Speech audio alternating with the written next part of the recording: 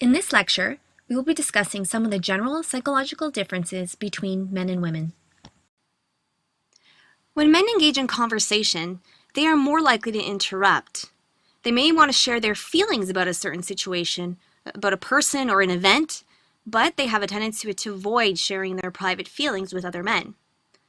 They also like to fix problems and solve them, rather than just allow a person to express their emotions.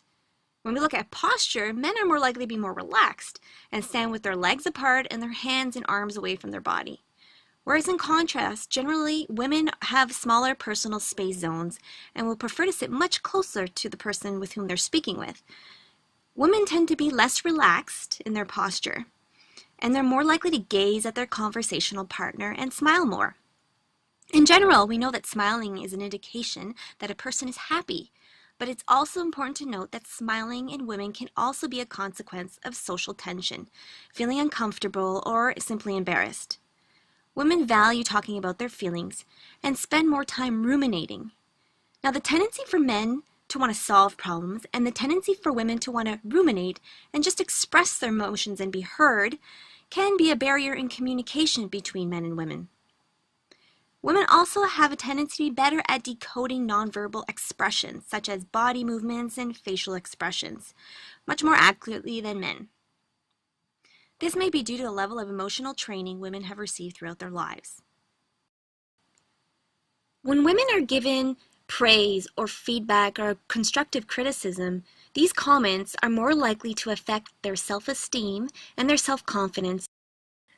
When we look at behavioral patterns associated with helpfulness, men have been observed to be more helpful in activities that concern heroism, such as taking risks and helping strangers.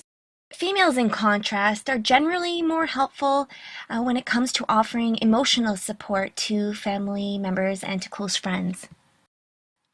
When it comes to describing an ideal partner, men are likely to emphasize physical attractiveness, whereas in contrast, women are usually more likely to emphasize financial status, good income, and a good education when seeking an ideal partner.